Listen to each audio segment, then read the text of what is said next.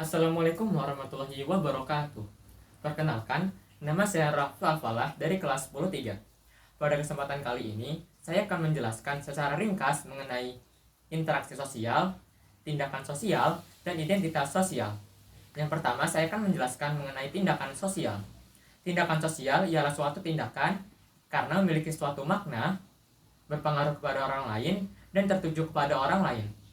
Menurut Karl Marx, tindakan sosial ialah suatu kegiatan individu untuk mencapai sebuah tujuan yang diinginkan. Tindakan sosial memiliki 4 bentuk.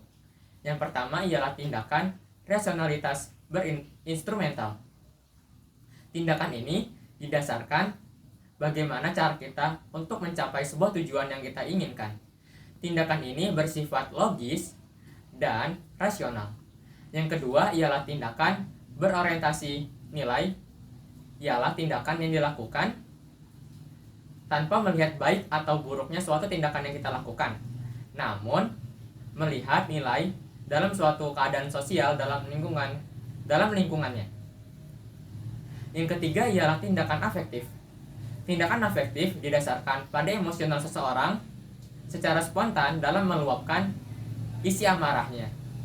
Dan yang terakhir ialah tindakan tradisional. Tindakan tradisional ialah tindakan yang dilakukan secara turun-temurun dalam kurun waktu yang lama dan juga bersifat irasional karena tidak menghitung nilai ekonomi.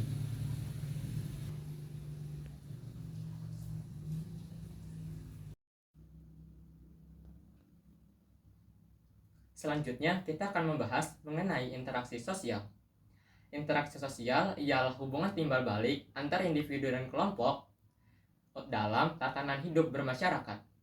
Interaksi sosial dapat terjadi apabila seseorang melakukan aksi terhadap orang lain dan orang itu akan mereaksi apa yang telah kita lakukan. Interaksi sosial memiliki 4 jenis. Yang pertama ialah interaksi sosial antar individu, interaksi sosial antar kelompok, dan interaksi sosial antar individu dan kelompok. Terdapat 2 faktor interaksi sosial. Yang pertama ialah faktor internal, yaitu faktor dalam diri seseorang, seperti dorongan untuk bertahan hidup, dorongan untuk memenuhi kebutuhan, dan dorongan untuk menjalin hubungan dengan sesama. Dan yang kedua ialah faktor eksternal atau di luar diri dari manusia, seperti sugesti, motivasi, imitasi, simpati, empati, dan identifikasi. Selanjutnya kita akan membahas mengenai bentuk-bentuk interaksi sosial. Terdapat 2 bentuk interaksi sosial, yaitu interaksi sosial asosiatif dan interaksi sosial disosiatif. Interaksi sosial asosiatif ialah interaksi yang dilakukan antar individu dan kelompok untuk mencapai sebuah kesatuan dan merangkul anggota-anggota dalam bermasyarakat. Interaksi sosial asosiatif terbagi menjadi 4 bentuk, yaitu kerjasama, asimilasi, akulturasi, dan akomodasi. Kerjasama ialah upaya yang dilakukan oleh individu atau kelompok secara bersama untuk mencapai tujuan yang sama pula. Yang kedua ialah akomodasi. Akomodasi ialah upaya yang dilakukan antar individu dan kelompok untuk mengurangi ketegangan dan mencapai penyelesaian. Akomodasi terdiri dari berbagai bentuk, seperti arbitrase, mediasi, konsiliasi, dan adjudikasi. Arbitrase ialah upaya yang dilakukan dengan cara mengundang pihak ketiga yang netral untuk menyelesaikan sebuah permasalahan. Yang kedua ialah mediasi. Mediasi ialah upaya yang dilakukan dengan cara mengundang pihak ketiga sebagai penasihat untuk mencapai sebuah perdamaian. Yang ketiga ialah konsiliasi. Konsiliasi ialah upaya yang dilakukan dengan cara mempertemukan berbagai pihak dalam suatu lembaga yang netral untuk mencapai sebuah titik tengah. Dan yang terakhir ialah adjudikasi. Adjudikasi ialah upaya yang dilakukan dengan cara melibatkan pihak ketiga untuk mengambil keputusan agar dapat mencapai sebuah penyelesaian. Yang ketiga ialah asimilasi. Asimilasi ialah upaya yang dilakukan dengan cara mengurangi perbedaan antar individu untuk mencapai sebuah tujuan bersama. Dan yang terakhir ialah akulturasi. Akulturasi ialah upaya yang dilakukan dengan cara meleburkan dua budaya menjadi satu tanpa menghilangkan ciri atau kekhasan suatu budaya itu sendiri. Yang kedua ialah interaksi sosial disosiatif. Interaksi sosial disosiatif ialah suatu upaya yang dilakukan yang mengarahkan kita pada suatu pertentangan maupun konflik. Disosiatif terbagi menjadi 3 bentuk, yaitu persaingan, kontroversi, dan pertentangan. Persaingan ialah suatu upaya yang dilakukan dengan cara memperjuangkan suatu tujuan tertentu.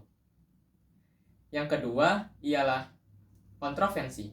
Kontroversi adalah bentuk upaya yang dilakukan oleh seseorang individu atau kelompok dengan cara melibatkan suatu emosi yang terpendam, bahkan sampai menimbulkan kebencian. Selanjutnya ialah pertentangan. Pertentangan ialah suatu upaya yang dilakukan antar individu atau antar kelompok dengan cara menantang pihak lawan.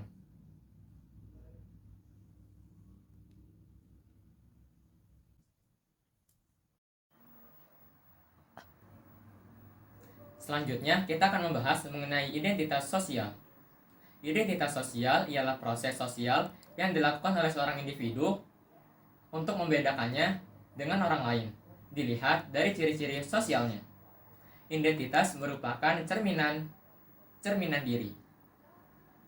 Identitas dibuat, bukan diberikan. Mencakup bagaimana cara kita melihat diri kita dalam berbagai konteks kehidupan, dan juga mengidentifikasi diri kita sendiri.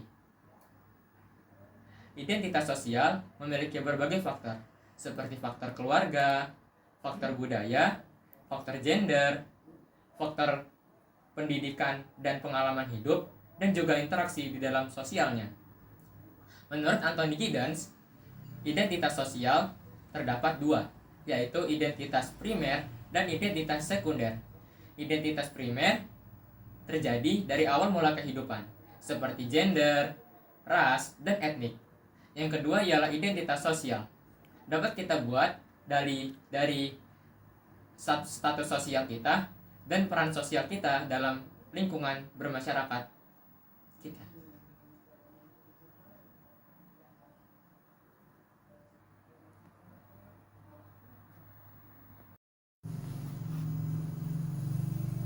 Sekian presentasi dari saya.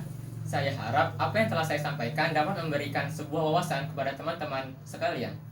Saya akhiri presentasi saya kali ini. Wabillahi taufiq wal hidayah. Wassalamualaikum warahmatullahi wabarakatuh.